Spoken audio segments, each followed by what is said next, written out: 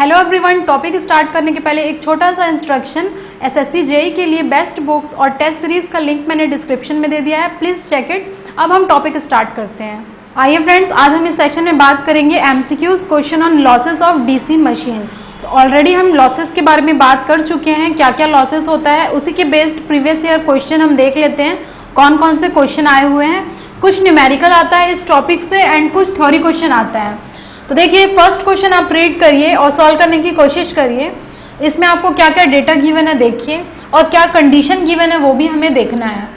तो देखिए, question first बोल रहा है हमारा, if in a DC machine, एक डीसी मशीन में क्या दिया हुआ है, the ratio of constant losses to the armature resistance is 2, यानी कि यहाँ पर रेशियो दिया है कांस्टेंट लॉस और आर्मेचर रेजिस्टेंस का। तो इसको हम नोट डाउन कर लेते हैं। यहाँ पर हम लोगों को पीसी, जो मैंने ऑलरेडी एक्सप्लेन किया था, पीसी या पीके से डिनोट करते हैं कांस्टेंट लॉस को, डिवाइडेड बाय आर्मेचर रेजिस्टेंस का रेशियो आपको दिया है 2, ये गिवन कंडीशन है। Second, then at maximum efficiency the magnitude of current flowing would be, यानी कि यहाँ पर मैक्सिमम एफिशिएंसी की कंडीशन दी हुई है। तो हमने देखा था मैक्सिमम एफिशिएंसी में हमारा variable loss is equal to constant loss होता है। इसको आप पीके या पीसी किसी से भी डिनोट कर सकते हैं। अब हम देखिए हमारा वेरिएबल लॉस क्या होता था। हमारा variable loss I square R A is equal to PC. यही इसी क्वेश्चन में हम लोगों को ये दिया हुआ है, देखिए पीसी अपॉन आर ए, हम लोगों को ये डेटा गिवन है। तो यहाँ से मैं आई ए की वैल्यू अगर निकालूंगी तो देखिए पीसी अपॉन आर ए आएगा। जब आप आर ए यहाँ डिनोमिनेटर में लेके जाएंगे, आई ए स्क्वायर है तो एक रूट लग जाएगा। देखिए यही कंडीशन हम लोग कैलकुलेट किए थे। अब कुछ नहीं है, अब आपको देखिए पीसी अपॉन आर ए का तो रेशियो गिवन है 2, तो आप पुट कर दीजिए। और हमें पता है √2 की वैल्यू होती है 1.414 एम्पियर। बहुत इजी सा क्वेश्चन था, सिर्फ आपको ये पॉइंट क्लियर होना चाहिए कि at maximum efficiency the variable loss is equal to constant loss, first point. Second point, I A square R A is equal to PC. आप आई ए की वैल्यू यहाँ से कैलकुलेट करिए तो देखेंगे √PC अपॉन आर ए आया, जिसकी value आपको ऑलरेडी 2 गिवन है। तो यहाँ से √2 आ जाएगा, 1.414 ampere is the right answer. तो देखिए ये ऑप्शन एलिमिनेट हो गया। हमारा आंसर जो यहाँ पर आएगा वो हो जाएगा D option, D for Delhi is the right answer, 1.414 ampere. √2 की वैल्यू भी आपको याद रखनी है, क्योंकि वहाँ पर आप कैलकुलेट करते नहीं बैठेंगे कि √2 की वैल्यू क्या आने वाली है। तो √2, √3, √5 ये वैल्यू आप एक साइड में लिख करके उसको याद कर लीजिएगा। Next question, second question read करिए। तो देखिए हमारा क्वेश्चन है, in a DC generator the eddy current losses is nothing but. तो जैसा कि हम ट्रांसफार्मर में भी देखे थे या फिर डीसी जनरेटर में भी देखे थे मशीन में, उसमें हमारा एडी करंट लॉसेस क्या होता था।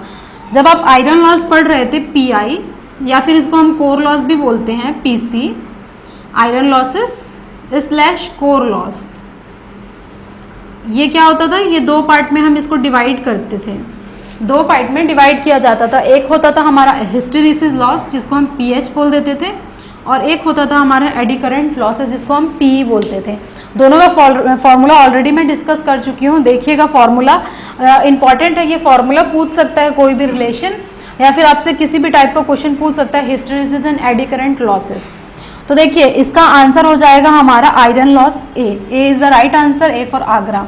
लेकिन इस क्वेश्चन में अगर और पूछता तो वो क्या पूछता, एडी करंट लॉसेस को कम करने के लिए क्या किया जाता है। तो जब भी अगर आपको लेमिनेशन वर्ड दिख गया तो आप समझ लीजिएगा कि एडी करंट लॉसेस को कम करने के लिए हम लेमिनेशन यूज करते हैं। अगर बोलेगा core is laminated in order to reduce, तो एडी करंट लॉस आप बोलेंगे इसका सही आंसर। आंसर ए हो जाएगा राइट सेकंड क्वेश्चन के लिए।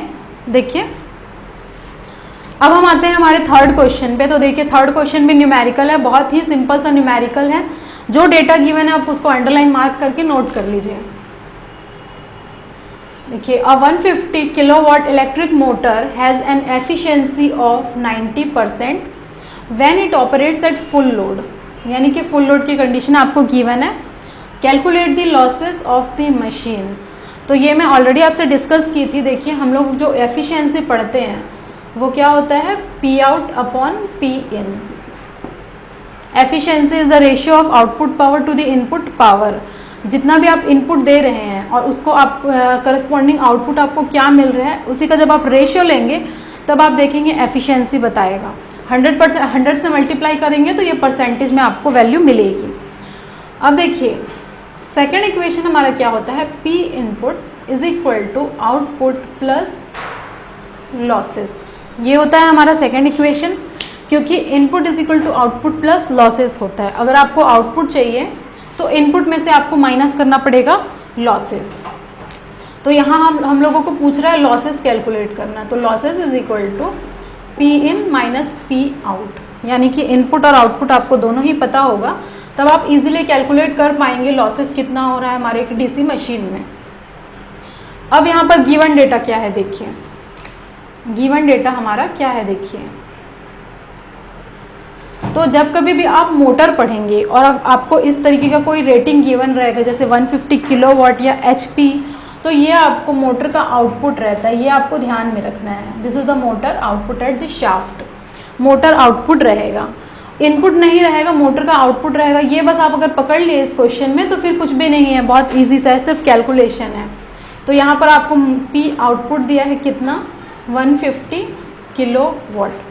एफिशिएंसी तो यहाँ पुट कर दीजिए 0.9 एफिशिएंसी दिया है, पी आउट आपको दिया है डिवाइडेड बाई पी इन दिया है। देखिए जब यहाँ से आप पी इन कैलकुलेट करेंगे तो ये हो जाएगा 150 upon 0.9 is equal to 166.66 kilowatt आपका पी इनपुट आएगा। देखिए आप कैलकुलेट करके देखिए, कुछ नहीं है, 0.9 को इस डिनोमिनेटर में लेके जाइए 150 के नीचे और आप कैलकुलेट कर लीजिए पी इन कितना आ रहा है। तो 150 अपॉन 0.9 करेंगे तो 166.66 आएगा। ये आप कैलकुलेट करके देखिएगा, थोड़ा सा कैलकुलेशन है पॉइंट में, तो उसको आप करके देखिए, आपका आंसर आ जाएगा। अब यहाँ से हमारा जो लॉसेस है वो कितना आ रहा है देखिए, इनपुट हमने निकाला 166.66 minus 150 is equal to 16.66 kilowatt is the right answer. 166.66 में से 150 माइनस करिए, तब आप देखेंगे 166.66 इसका आंसर आएगा। तो देखिए इसका आंसर हो गया डी, डी सही आंसर है इसका, D for Delhi is the right answer. अब इस क्वेश्चन में आप एक और चीज़ ऑब्जर्व कर सकते हैं, देखिए 150 तो आंसर हो ही नहीं सकता, क्योंकि अगर आउटपुट हमारा 150 किलोवाट है तो क्या लॉसेस 150 हो सकता है, नहीं हो सकता, क्योंकि इनपुट भी कुछ एक्स्ट्रा आएगा और लॉसेस आएंगे। कभी भी आउटपुट है तो लॉसेस उससे ज़्यादा आ ही नहीं सकता, 163 किलोवाट भी नहीं हो सकता। तो अगर आप डायरेक्ट देखते तो बी और सी क्वेश्चन को आप एलिमिनेट कर सकते थे, और अगर जिसको समझ नहीं आ रहा है वो अब ए और बी को चेक करके देख ले कि आंसर क्या होने वाला है। तो आंसर हमारे यहाँ आएगा 16.66 kilowatt is the right answer. ये हो गया हमारा थर्ड क्वेश्चन। देखिए इस टाइप का ही सिमिलर क्वेश्चन आपको देखने को मिलेगा। अगर लॉसेस में से क्वेश्चन आते हैं तो आपको देखिए इसमें आपको डेटा चेंज कर सकता है, डेटा चेंज कर सकता है और आपको आइए कैलकुलेट करने बोल सकता है, आरए पूछ सकता है, कुछ भी पूछ सकता है, लेकिन ओवरऑल फॉर्मूला और कंसेप्ट सब कुछ सेम रहने वाला है। तो आइए अब हम फोर्थ क्वेश्चन की तरफ मूव करते हैं। फोर्थ क्वेश्चन हमारा है, देखिए the maximum efficiency of a DC machine occur when. तो जैसा कि हम डिराइव किए थे, मैक्सिमम एफिशिएंसी कब होता है, जब हमारा variable loss is equal to constant loss हो जाता है, जैसे कि यहाँ पर मैंने लिखा हुआ है, variable loss is equal to constant loss. अगर दोनों इक्वल हो गए तब मैं कहूँगी कि हमारा एफिशिएंसी मैक्सिमम होगा। तो इसके लिए आंसर हो जाएगा हमारा डी। देखिए यहाँ पर भी अगेन डी ऑप्शन ही आया, variable loss is equal to constant loss, यानी कि P V variable is equal to P C is the right answer. थोड़ा सा और डिस्कशन कर लेते हैं हम लोग इस क्वेश्चन के लिए, क्योंकि इसमें हम लोगों को ये भी जानना ज़रूरी है कि वेरिएबल लॉस क्या क्या होते हैं और कांस्टेंट लॉस क्या होता है, क्योंकि अगर इससे हट के क्वेश्चन आया तो आपको पूछ सकता है कि वेरिएबल लॉस क्या होता है और कांस्टेंट लॉस क्या होता है। तो पहले कंडीशन लिख लेते हैं हम लोग, maximum efficiency occurs at PV is equal to PC, this is the condition, और variable loss is equal to constant loss. देखिए बहुत इंपॉर्टेंट है ये, आपको ट्रिपल स्टार मार्क करके रखना है इस क्वेश्चन और इस कंसेप्ट के लिए। अब फर्स्ट हम देखते हैं फर्स्ट हमारा कांस्टेंट लॉस के अंदर क्या क्या आता है। तो जैसा हम देखे थे, कांस्टेंट लॉस में हमारा होता है iron loss Pi plus mechanical loss जिसको हम बोलते हैं friction windage loss, friction and windage loss plus shunt field copper loss. तो ये हमारा हो जाएगा constant loss. Second, variable loss, ये नो लोड आयरन लॉस अगर दिया रहेगा तो भी आप लगा सकते हैं, इसको ध्यान रखिएगा। वेरिएबल लॉस हमेशा क्या वेरिएबल होता है, लोड वेरिएबल होता है। देखिए क्योंकि आईए चेंज होते रहते हैं depending upon the loading condition. तो ये होता है armature copper loss plus series field copper loss. तो ये आपको ध्यान रखना है कि वेरिएबल लॉस कौन सा है, कांस्टेंट लॉस कौन सा है। इसके बाद हम देखेंगे फिफ्थ क्वेश्चन। आइए फ्रेंड्स फिफ्थ क्वेश्चन देखते हैं। तो देखिए मोस्टली यहाँ थ्योरेटिकल क्वेश्चन आपको देखने को मिलेगा इस टॉपिक से। एक दो न्यूमेरिकल है जो मैं ऑलरेडी आपसे डिस्कस कर दी हूँ, उसी को आप प्रैक्टिस करिएगा, कंसेप्ट सेम रहेगा। तो आइए फिफ्थ क्वेश्चन क्या देखने को मिल रहा है। देखिए iron loss in a DC machine take place in.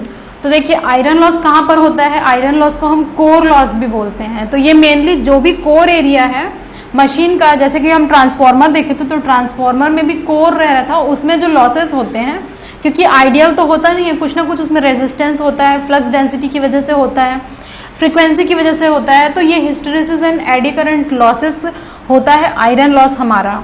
तो आयरन लॉस को हम बोलते हैं कोर लॉस और ये होता है मेनली आर्मेचर के कोर में। तो देखिए अब यहाँ पर ओनली वाला ऑप्शन है, yoke and armature only, armature winding only and yoke only. तो अगर इसमें मोस्ट अप्रोप्रिएट हम लोग देखेंगे तो आर्मेचर में होता है और वो भी कोर में होता है। तो इसके लिए हमारा आंसर हो जाएगा बी। यहाँ पर आप कोर ऐड कर सकते हैं। तो मेनली आपको फोकस करना है कोर में ही हमारा क्या होता है, आयरन लॉसेस होता है। और आयरन लॉस अगर हम बोलेंगे तो ये हम दो पार्ट्स में पढ़ते हैं, एक होता है हमारा हिस्टेरेसिस लॉस एंड एक होता है हमारा एडी करंट लॉसेस। दोनों ही डिपेंड करता है फ्लक्स डेंसिटी के ऊपर एंड फ्रीक्वेंसी के ऊपर। तो इसका आपको फॉर्मूला ध्यान में रखना है और एडी करंट लॉसेस का भी फॉर्मूला आपको ध्यान रखना है। जो आयरन लॉस है उसको हम बोलते हैं कांस्टेंट लॉस, यानी कि ये कभी भी लोड के ऊपर डिपेंड नहीं करेगा। अगर आप लोड बढ़ा रहे हैं या कम ज़्यादा कर रहे हैं तो ये लॉसेस हमेशा कांस्टेंट रहेगा, does not depend upon the load के ऊपर डिपेंड नहीं करेगा। लेकिन जब आप कॉपर लॉस देखेंगे तो कॉपर लॉस हमेशा डिपेंड करता है लोड के ऊपर। तो देखिए अगर आपसे क्वेश्चन आता है कि कांस्टेंट लॉस टेक प्लेस, तभी भी आप लगा सकते हैं आर्मेचर कोर। आयरन बोलेगा तो भी आप बोल सकते हैं कोर में, या फिर कोर लॉस देगा तो कोर में होगा ही। तो इतने सारी पॉसिबिलिटी बनती है एक क्वेश्चन को लेकर के। तो पूरा आप डिटेल्ड एनालिसिस जब देखेंगे तब आपको समझ में आएगा लॉसेस का। नेक्स्ट इसके लिए हमारा आंसर हो जाएगा B for Bombay is the right answer. Next question पे मूव करते हैं। तो देखिए variable losses in a DC machine is, अभी मैंने डिस्कस किया था कौन कौन सा वेरिएबल लॉस होता है, कौन कौन सा कांस्टेंट लॉस होता है।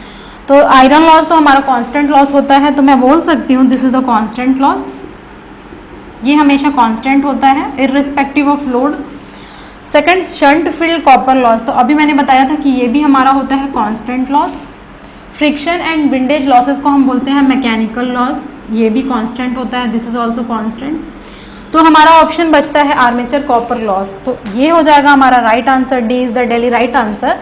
आर्मेचर लॉस यानी कि IA स्क्वायर आर ए, और ये लोड के ऊपर डिपेंड करता है हमेशा, इसीलिए हम बोलते हैं ये एक वेरिएबल लॉस होगा। It will depend upon the load and the constant loss will not depend upon the load, कभी भी लोड के ऊपर डिपेंड नहीं करेगा। तो देखिए वेरिएबल एंड कांस्टेंट लॉस हम पढ़ चुके। आते हैं हमारे 7th क्वेश्चन में। In a DC motor the windage loss is proportional to. तो प्रोपोर्शनल किसके होता है, देखिए एन स्क्वायर के प्रोपोर्शनल होता है, ये स्पीड के, आर्मेचर स्पीड के स्क्वायर के प्रोपोर्शनल होता है हमारा विंडेज लॉस। तो इसके लिए आंसर तो हमारा हो जाएगा डी। लेकिन विंडेज लॉस क्या होता है वो पहले एक बार देख लेते हैं हम। विंडेज लॉस होता है due to the air friction between stator and rotor. Stator और रोटर के बीच में एयर फ्रिक्शन की वजह से हमारा विंडेज लॉसेस आता है, और जो कि डिपेंड करता है हमारा स्पीड के स्क्वायर के प्रोपोर्शनल। तो ये एक डेटा है जो कि आपको याद रखना पड़ेगा।